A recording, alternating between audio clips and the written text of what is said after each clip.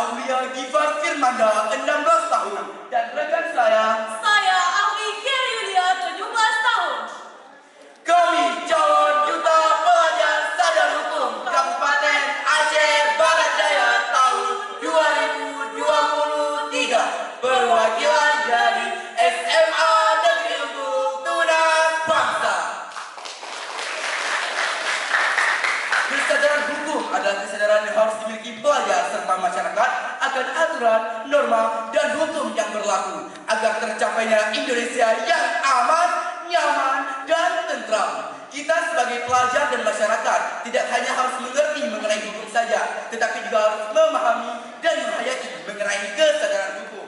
Di dalam meningkatkan kesadaran hukum, Kejaksaan merupakan salah satu aparat penegak hukum yang dipilih langsung oleh negara untuk meningkatkan kesadaran hukum pelajar dan masyarakat. Untuk melaksanakannya, Kejaksaan menciptakan program Jaksa Masuk Sekolah JMS yang ditujukan kepada para pelajar. Kondisi keamanan dan ketertiban masyarakat yang disebabkan oleh tumbuhnya kesadaran hukum masyarakat di Indonesia, khususnya di Aceh Barat Daya, masih sangat cukup kondusif, walau masih ada beberapa kasus pelanggaran hukum yang kerap terjadi. Apresiasi setinggi-tingginya patut kita suguhkan kepada Kejaksaan Negeri Kabupaten Aceh Barat Daya karena terus berupaya dalam meningkatkan kesadaran hukum dan menurunkan kasus pelanggaran hukum di negeri yang kita cintai ini. Yaitu Bumo Prinsip Kabupaten Aceh Barat Daya. Say no to korupsi, say no to narkoba. Pelajar sadar hukum, taat akan hukum, dan jauhi hukuman. Sekian, terima kasih.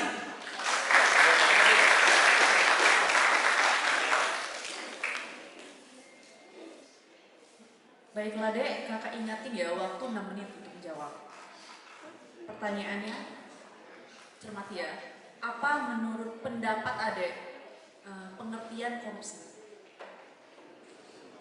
Baik, terima kasih kepada Dewan Juri atas pertanyaannya. Kami izin menjawab. Korupsi merupakan semua tindakan tidak jujur dengan memanfaatkan kuasa atau jabatan yang dimiliki untuk mendapatkan keuntungan bagi diri pribadi maupun orang lain. Korupsi juga memiliki artian semua tindakan atau perbuatan yang sebagaimana diatur dalam Undang-Undang Nomor 31 Tahun 1999 tentang pemberantasan tindak pidana korupsi dan Undang-Undang Nomor 20 Tahun 2001 tentang perubahan atas Undang-Undang Nomor 31 Tahun 1999 tentang pemberantasan tindak pidana korupsi. Bukankah seperti itu, Kiara? Benar sekali seperti yang dikatakan oleh rekan saya. Untuk tindak-tindak yang dimaksudkan dalam undang-undang tadi adalah memperkaya diri dengan merugikan keuangan negara diatur dalam pasal 3, melawan hukum untuk memperkaya orang lain maupun badan lainnya diatur dalam pasal 2, untuk penyuapan diatur pada pasal 5, 6, dan 11,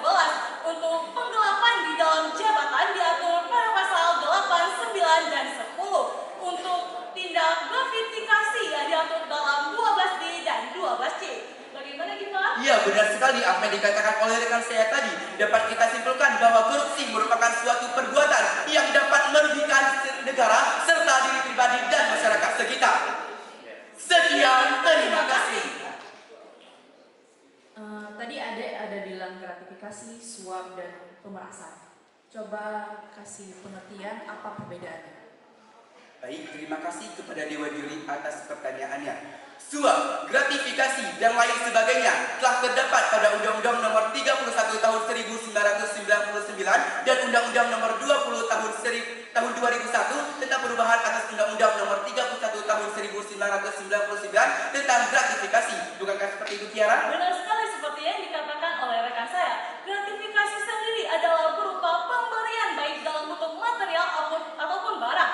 Sedangkan suap adalah untuk menyogok seseorang menyembunyikan bukti. Dan juga untuk pemerasan sendiri adalah memaksa seseorang memberikan uang kepada kita. Bukankah seperti itu, Gifar? Ya, benar sekali apa yang dikatakan oleh rekan saya tadi. Maka peran kita sebagai pelajar dan masyarakat harus menghindari dari hal suap, pemerasan, dan lain sebagainya. Karena kita merupakan remaja yang cerdas dan bisa memilih-milih antara anti korupsi. Karena kita remaja yang anti akan korupsi.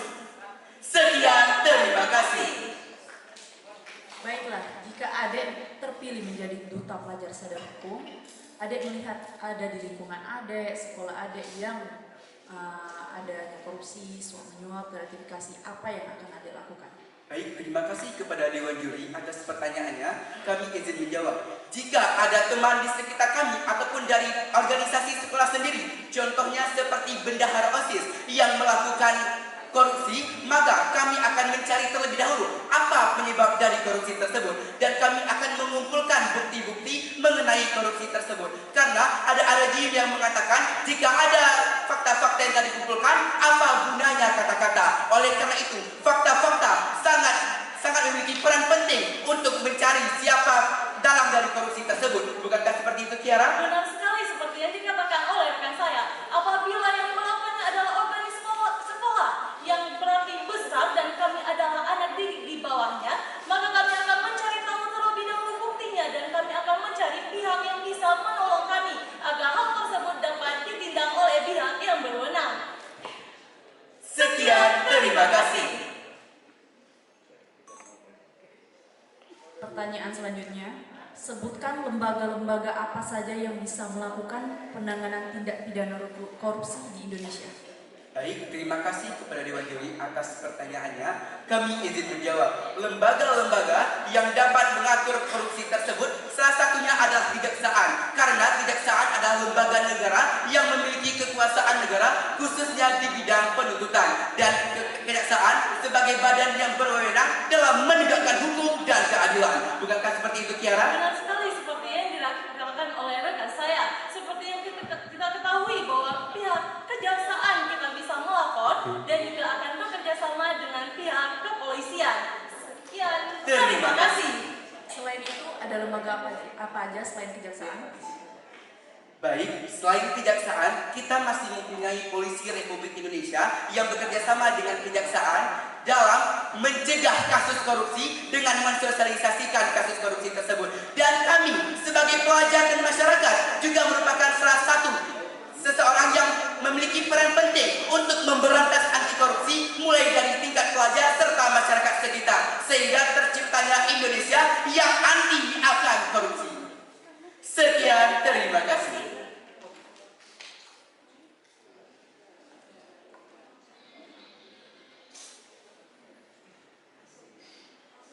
Jika kami terpilih menjadi Duta Pelajar Sadar Hukum Kabupaten Aceh Barat Daya tahun 2023, komitmen kami: 1. Membantu Kejaksaan Negeri Kabupaten Aceh Barat Daya dalam menyukseskan program Jaksa Masuk Sekolah atau JMS yang dapat meningkatkan kesadaran hukum pada seorang pelajar. 2. Membuka ruang diskusi mengenai pentingnya kesadaran hukum kepada pelajar dan masyarakat agar terciptanya pelajar dan masyarakat di Abia yang aman, nyaman, dan tentram.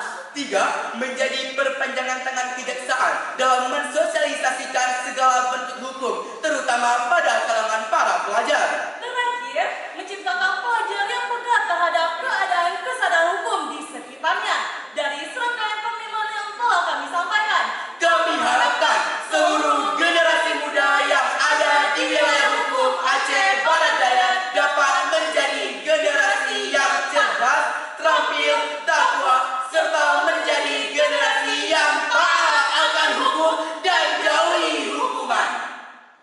Together with us, let's create a golden generation of Indonesia to become the best national leaders in the future for the Bumi Pertiwi. Thank you. Kang